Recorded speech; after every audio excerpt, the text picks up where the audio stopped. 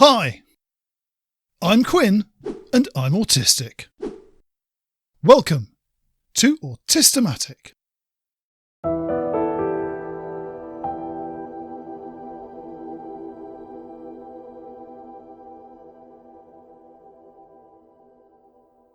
A few months ago, Ned posted on social media that they'd just been diagnosed as autistic. Ned's a friend of a friend who followed me on social media long before Autistic existed. Ned isn't their real name, by the way, just in case you're wondering. I've been watching their journey of discovery and now diagnosis for some time, so it wasn't a surprise to me, and I'm always happy when someone gets the answers they've spent their life searching for. Normally, when I see somebody announcing their diagnosis, I'll congratulate them and welcome them to the community. But in Ned's case, I've kept my distance. I'd like to tell you why. In terms of life experience, they've hit many of the same barriers as any autist, experienced the same kinds of confusion, and had their fair share of difficult encounters and intolerance of their differences. Nothing remarkable there. They recognised that they might be autistic a couple of years ago and have been investigating the possibility ever since. Again, so far, so much the same. Difficulty getting referred? Check. Long wait for diagnosis? Check. Sent out the door with a couple of leaflets and no support? Check. On the surface of it, they seem much the same as everyone else, but there is one big difference. Ned doesn't want to engage with other autists. Every time one of us has tried to connect with Ned, they've been rapidly discouraged, sometimes even outright rejected. You see, Ned may have sought diagnosis to explain their differences and difficulties in life, but they also insist that their autistic struggles are completely unlike those any of the rest of us have faced. Nobody else knows how hard they've had it or how many obstacles they've faced. No compromise or strategy that's helped anyone else improve their own lot has a chance of helping Ned. They dismiss both the tragedy-ridden establishment view of autism and the community-driven understanding that's emerged in recent years. Ned has their own ideas. Like single-mindedness, as they call it. Their theory that autistic people focus more deeply on tasks or interests than neurotypical people, making it more difficult for us to switch or to multitask. When someone pointed out that their theory sounds a lot like the existing theory of monotropism, they scoffed at the suggestion. Single-mindedness is something different. A game changer, in fact. Once they got their diagnosis, they get it written up, and the world would take notice. Even when they announce their diagnosis, they manage to alienate people. Many people will be surprised to learn I'm autistic, but my diagnosis is extremely high-functioning autistic spectrum condition, and it's very rare. Less than 1% are as high-functioning as me. First, it was a couple of parents who pointed out that functioning labels aren't constructive, and are widely seen as offensive. But Ned wasn't bothered by that. They had no right to comment because they weren't autistic themselves and were probably only doing it because their kids weren't in the same rare, extremely high-functioning category. Then a psychiatrist piped up to say that whilst it's not unheard of, it's not good practice to use functioning labels in a diagnosis, and the top 1% claim was both misleading and unprovable. Not so, replied Ned. Because the psychiatrist was in a different country, their feedback was irrelevant. No matter how gentle the approach or how tactful the words used, Ned knows it all. They've lent in hard to the idea that only autistic people can be experts in autism when they're offered insight from non-autistic sources. But they also dismiss anything from autistic people as hearsay, untested, amateurish, new age woo-woo, not applicable to Ned's band of the spectrum, or plain naivety. So, why am I talking about Ned and their ilk now? Well, by every description Ned offers us of their rare, top 1% category of autism, I'd be in the same band. If, judged by the standards they judge themselves by, I would be extremely high functioning too. Ned's far from a rarity. I've encountered plenty of Neds in the past. Most of them I've met long after their diagnosis, when they're complaining to their half a dozen followers on social media that the world isn't ready for their particular brand of genius, whilst belittling the efforts of every other autist trying to improve our lot. But I've not been very high functioning lately. Far from it. The last few weeks have been way more difficult than they would normally be because my equilibrium was shattered not long ago.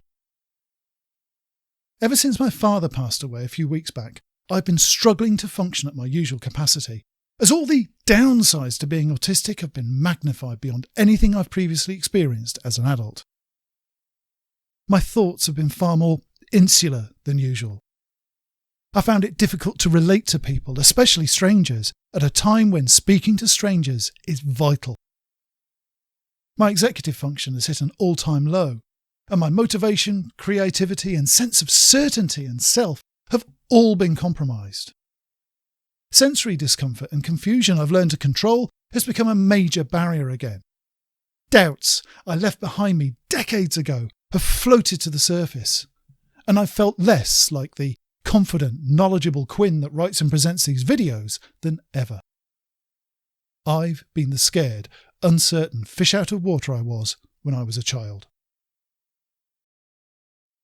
You may think what I'm describing sounds a lot like depression, and it does share some similarities. But I've been down that particular pit enough times to know the difference. This isn't a bout of mental illness. It's what some people would label as regression.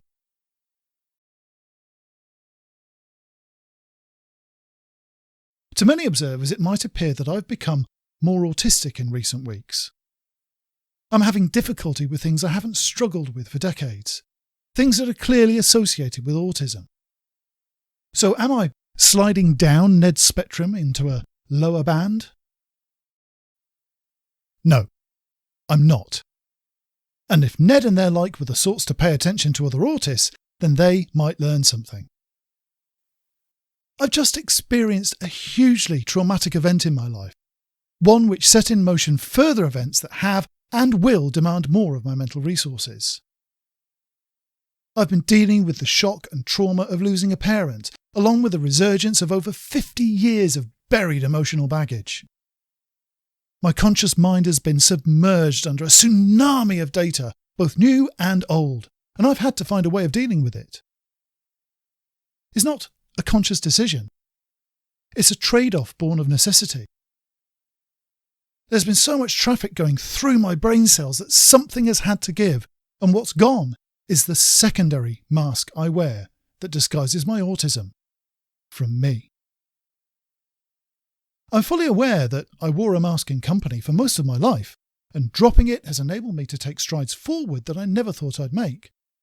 But at times like these, that second mask that sits behind it, the one that fools me into thinking that being autistic isn't that big of a deal, that mask slips. This is why I don't hold with ideas like functioning labels, because they just don't work in practice. Had I been judged on my ability to function in a neurotypical world 3 months ago, I might have been allowed into Ned's extremely high functioning club. But not today, and even less so a fortnight ago. As autistic people, we learn how to cope with a world that doesn't work intuitively to us. We build up methods of understanding and communicating that get us by or even allow us to thrive. We train ourselves to complete the tasks and rituals that are expected of us in adult life. We form routines, set reminders, and if we're lucky, find a few others we can trust to help us stay on the beaten path. All of that requires thought and planning though, mental bandwidth, and lately I haven't had any to spare. It's the mental equivalent of borrowing from Peter to pay Paul. When trauma happens suddenly, it can lead to meltdowns, shutdowns, or even burnout, and I've been there. But this was different.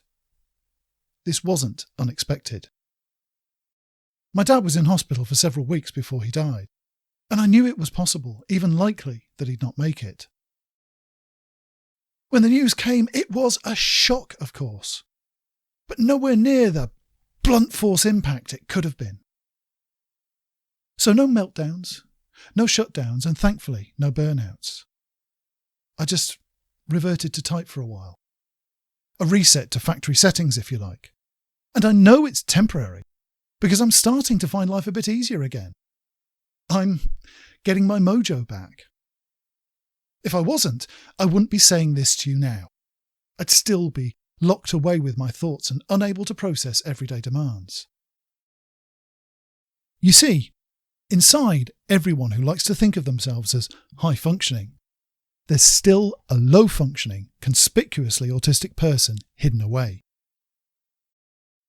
All it takes is the right combination of stress and trauma, that specific bundle of pressing cognitive demands that can strip away the mask hiding the struggles we might think that we've put behind us. Some of us are better at maintaining our masks than others, but none of us can keep them up indefinitely. Sooner or later, they'll drop, and we'll see the self we knew long ago once more. The difference between low and high functioning isn't one that can be diagnosed in a consulting room, nor decided by an observer. How we present today may be very different to how we present tomorrow, or next week, or a decade from now. That applies whether we're coping really well or really badly. So, to the Neds of this world who think they have all the answers and are too high-functioning to listen to the rest of us, I'll say this. I hope you're right. I hope, for your sake, that you're somehow better at being autistic than the rest of us.